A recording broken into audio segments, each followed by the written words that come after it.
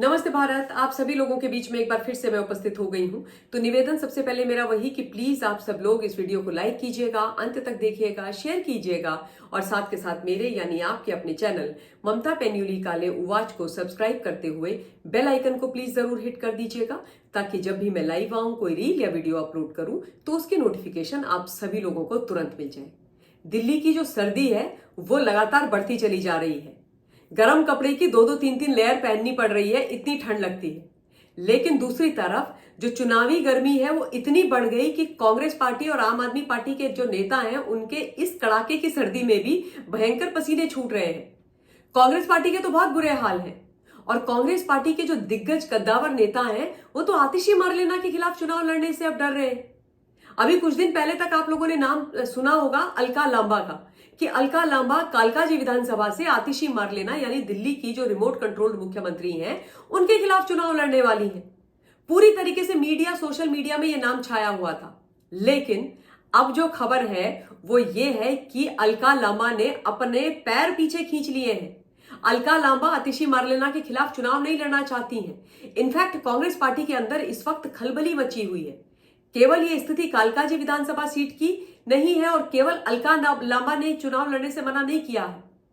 जो खबर है उसके हिसाब से कांग्रेस पार्टी के जो दिग्गज बड़े बड़े नेता हैं वो चुनाव ही नहीं लड़ना चाह रहे। दिल्ली के विधानसभा वाले राहुल गांधी से कह रहे हैं कि हमसे नहीं हो पाएगा बाबा, हम ये डूबती हुई नाव में नहीं सवार हो सकते। तुम्हारी लीडरशिप में तो सबके सुपड़े साफ हो रहे हैं। हरियाणा हार गया, महाराष्ट्र हार गया, झारखंड भी ऑलमोस्ट हार गया, जेएनके भी हारे हुए, समझो सब जगह हार रहे हैं। तो दिल्ली में चुनाव लड़के हमने अपना भट्टा थोड़ी बिठाना है और अपने राजनीतिक करियर पर बट्टा थोड़ी लगवाना है।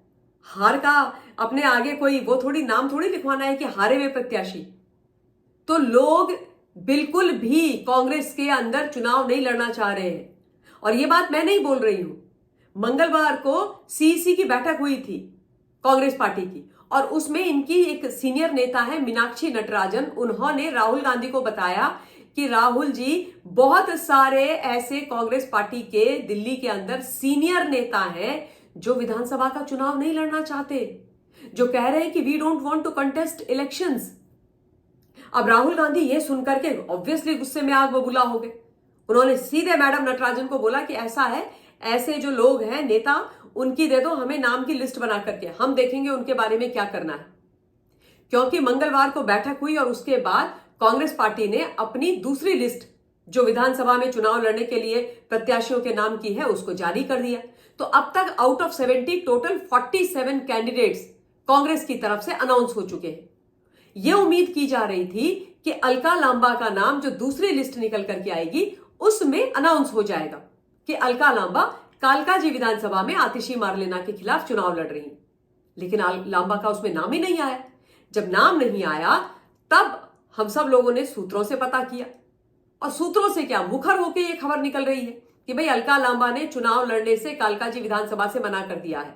अभी तो यह भी कह रहे हैं लोग बात कि केवल कालकाजी से नहीं, अलका लांबा कह रही है कि मुझे दिल्ली में विधानसभा में चुनाव लड़ना ही नहीं है, मैं इंटरेस्टेड ही नहीं हूं। सोचिए यह हालत है कांग्रेस पार्टी की, नेशनल पार्टी, राहुल गांधी, सोनिया जी और प्रियंका की पार्टी। राहुल गांधी की लीडरशिप पर किसी को भरोसा नहीं है, कोई चुनाव उनकी लीडरशिप में नहीं लड़ना चाहता। अलका लांबा तो हुआ है जो बड़े बड़े बोल बोलती है जब जनसभाएं वगैरह करने जाती है या कोई प्रेस कॉन्फ्रेंस करती है। मैडम सोनिया जी के लिए तो हम कुछ भी कर जाएंगे, राहुल जी के लिए तो हम मर जाएंगे मिट जाएंगे, और मर जाएंगे मिट जाएंगे तो छोड़ दीजिए, जब एक चुनाव लड़ने की बारी आई तो अलका लांबा गोली हो गई, 9-2-11 हो गई। उन्होंने अपनी चप्पलें उठाई हाथ में और भाग गई, बोली मैं चुनाव नहीं लड़ूंगी। यह हालत है इनके नेताओं की और यह हालत है कांग्रेस पार्टी की। अच्छा, कालकाजी जो विधानसभा है उसमें इस समय जो स्थिति है वो बड़ी पेचीदा है। 2 बार से यानी 2015 और 2020 में आम आदमी पार्टी वहां पर लगातार जीतती रही है। 2020 में 11,393 की लीड लेकर के आतिशी मारलेना वहां से चुनाव जीती थी। यानी इतने 11,393 वोटों से आतिशी कालकाजी का चुनाव 2020 में जीती थी। 2015 में आम आदमी पार्टी के अवतार सिंह वहां से चुनाव जीते थे और ऑब्वियसली 2020 में उन बेचारों का टिकट काट दिया गया सिटिंग एमएलए का, क्योंकि मैडम आतिशी केजरीवाल जी की चहेती प्यारी को चुनाव लड़ना था इसलिए, और वो वहां से चुनाव लड़ी है ना। टोटल जो इस विधानसभा के अंदर वोटर्स हैं वो है 1,64,239, और इसमें से जो मेल वोटर्स हैं वो 92,000 से ज्यादा हैं, और जो फीमेल वोटर्स हैं वो 72,206 हैं। अच्छा, यहां पर एक बड़ा इंटरेस्टिंग समीकरण और भी है, जिसके दम पर आतिशी मार्लेना कह रही है कि मैं इस बार भी चुनाव जीत जाऊंगी दूसरी बार, और वो है जो झुग्गी झोपड़ी है वहां पर उसकी परसेंटेज 40% वहां पर झुग्गी झोपड़ी है। और झुग्गी झोपड़ी की जो वोट्स हैं वो ऐसा कहा जाता है कि अरविंद केजरीवाल को मिलती हैं, क्योंकि इन्होंने उनको बहुत कुछ फ्री फ्री फ्री वाला दिया है, मुफ्त का चंदन घिस मेरे नंदन वाली राजनीति उनके साथ करी है। तो झुग्गी झोपड़ी का जो वोट होता है वो आम आदमी पार्टी को जाता है। तो ये जो 40% वोट है उस पर बड़ा भरोसा रखी हुई है मैडम आतिशी मार्लेना। अलका लांबा को इसलिए भी टिकट देने की बात की जा रही थी क्योंकि 25% वहां पर पंजाबी वोटर है। बाकी भी बहुत सारी समीकरण है, मैं सारे में नहीं जा रही हूं, लेकिन अलका लांबा का तो पत्ता ही उन्होंने खुद ही साफ कर दिया है। उन्होंने तो मना ही कर दिया कि भाई मुझे चुनाव नहीं लड़ना है। अब ये देखिए कांग्रेस पार्टी की हालत कि उन्होंने अरविंद केजरीवाल और मनीष सिसोदिया दोनों के खिलाफ अपने कैंडिडेट उतार दिए हैं। अरविंद केजरीवाल के खिलाफ जो दिल्ली की पूर्व मुख्यमंत्री रही हैं स्वर्गीय श्रीमती शीला दीक्षित जी, उनके जो बेटे हैं संदीप दीक्षित, वो चुनाव लड़ रहे हैं, और मनीष सिसोदिया के खिलाफ एक फरहाद सूरी है, वो चुनाव लड़ रहे हैं। तो इन लोगों के खिलाफ तो दे दिए कैंडिडेट, लेकिन अभी तक आतिशी के खिलाफ उन्होंने अपने पत्ते नहीं खोले हैं कि आतिशी के अगेंस्ट वो किसको कैंडिडेट के तौर पर उतार रहे हैं। अलका लांबा का नाम बहुत जोर शोर से चला था, जैसे मैंने शुरू में बताया, लेकिन अब उन्होंने मना कर दिया। वैसे अलका लांबा भी कोई कम नहीं है, एक नंबर की दल बदलू। ये बेसिकली ओरिजिनली कांग्रेस पार्टी की नेता रही हैं, एनएसयूआई से रही हैं नेता, 90s के दौर से एनएसयूआई में चुनाव जीती। उसके बाद ये युवा मोर्चा में, महिला मोर्चा में रही, इस समय भी ये राष्ट्रीय अध्यक्ष है महिला मोर्चा की। लेकिन 2014 में इन्होंने कांग्रेस पार्टी छोड़ दी थी और ये आम आदमी पार्टी में चली गई थी। आम आदमी पार्टी में केजरीवाल जी का दामन इन्होंने थाम लिया था, हाथ छोड़ करके झाड़ू पकड़ के ये निकल पड़ी थी। और 2015 में इन्होंने दिल्ली की जो चांदनी चौक विधानसभा सीट है वहां से चुनाव लड़ा था और ये जीती भी थी, विधायक बन गई। लेकिन इनके जो इच्छाएं थी वो बहुत बड़ी बड़ी थी, मंत्री बनना था, केजरीवाल ने मंत्री बनाया नहीं, तो उससे ये रुष्ट हो गई।